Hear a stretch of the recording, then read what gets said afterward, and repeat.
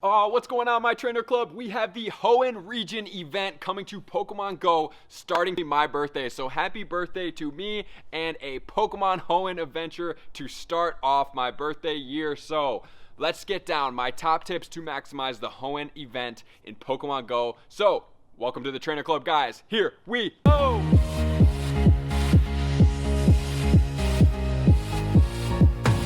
Alright guys, so we have some new things coming out because of this Hoenn event as far as the Shinies go. So we have two new Shinies, we have the Hoenn region raid bosses coming back, and then we also have increased Hoenn spawns along with new research tasks that are going to help you get boosted Hoenn Pokemon during this entire time, which I assume that is why the shiny Feebas is out in the research tasks right now. So I'm going to break down what the best research tasks are. I'm also going to break down the Groudon, the Kyogre, 100% IVs. I'm going to go ahead and overview the Breloom with the Grass Knot move. Is it that effective? It's cool that new moves are coming out. I really like seeing new moves on Pokemon because it's fun to implement them. Okay, is this move going to be effective for PvP? Is it going to be effective for raid bosses? So there's really a lot of implications every time we get a new move.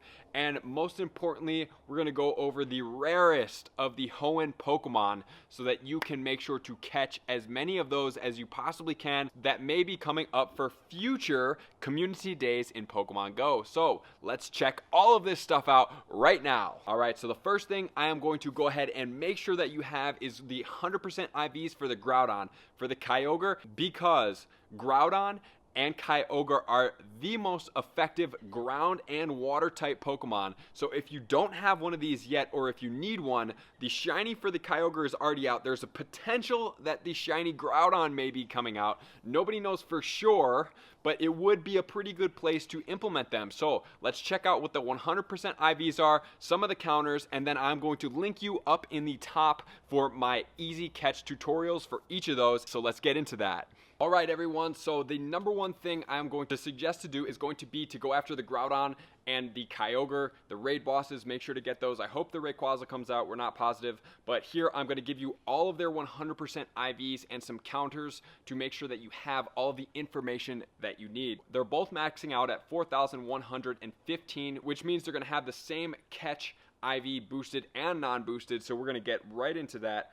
They both have an attack at 270, a defense at 228, and a stamina at 205, so they have more of a downward sloping curve. So at the 100% level 20 for Groudon and Kyogre, we're looking at a 2351 for the highest IV that you can get. For both of them boosted, Kyogre boosted is going to be in the rain, Groudon boost is going to be in the sun at 2939 for the 100% level 25 boosted Pokemon. And so we're going to check out this hilarious chart made by Game Press. I think it is so cute, so let's check this out right now. So looking here, if we have Kyogre and it is not sunny, we're going to zap it under two conditions. One, if it has Blizzard, we have to use Electrics. We're going to use Raikou.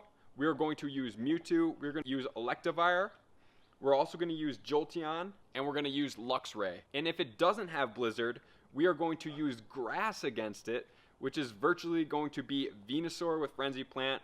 We can also do Breloom, we can do Roserade, we can do Executor, we can do the Alolan Executor, and then we can do Sceptile. And that's also the same for Groudon if it does not have Fire Blast and it's sunny.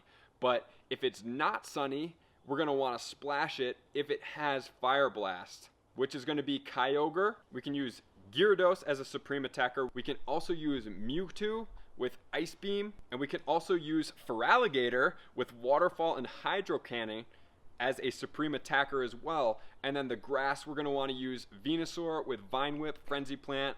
We can use Roserade with Razor Leaf or Solar Beam in both of those cases. We can also potentially use Weavile, even though it is pretty fragile. We can also use the Alolan Executor with Bullet Seed and Solar Beam. We can use Sceptile with Bullet Seed, Leaf Blade. We can use Victory Bell with Razor Leaf and Leaf Blade as well.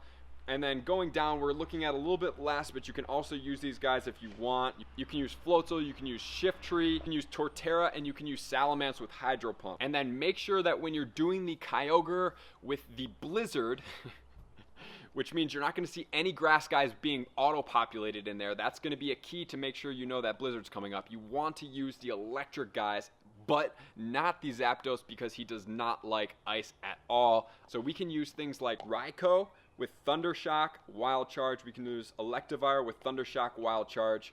We can use Luxray with Spark and Wild Charge. Supreme attackers, they do put Zapdos up here. I would only suggest using Zapdos that he doesn't have Blizzard, really. Thunder Shock and Thunderbolt. Let's say theoretically Rayquaza does come out. The 100% IV for the Rayquaza is going to be 2191, and then under boosted conditions, which is going to be wind for all you windy areas out there, we are looking at a boosted level 25 at 2739. And so checking up on the updated new community days that are going to be coming out, in my opinion, these are the guys that you want to make sure that you have the most candy for. At some point, they're going to come out with the shiny Gen 3 starters, because they've already done Gen 1, Gen 2. Right now, we're going to have a rare one coming out next.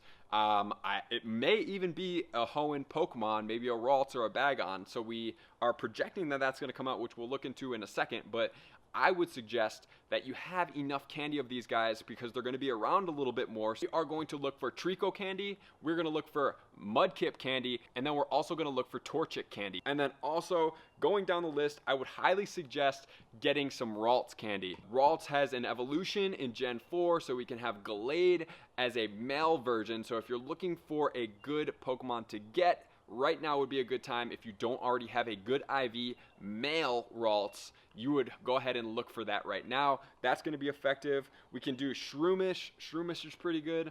And we're also getting the Grass Knot on the Breloom, which we're going to look at in a second. We can look at Slackoff. Slackoff will probably have a community day because of how high slacking goes. The other Pokemon that we can look for is Trapinch.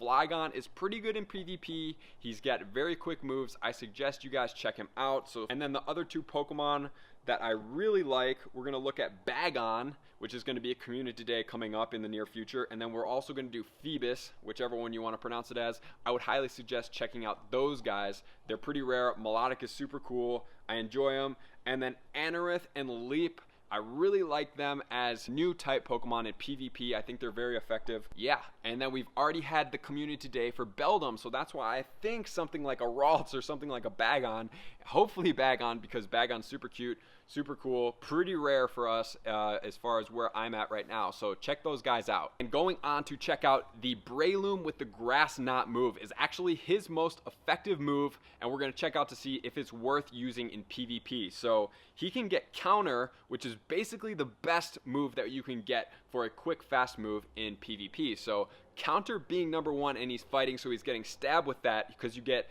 good energy generation and you get good damage at the same time. And then coming in with Grass Knot, Grass Knot's going to generate 1.8 damage per turn. So 1.8 is fairly in the middle. It's definitely not a Frenzy Plant type move, because that's ranked number 3, but it's pretty effective.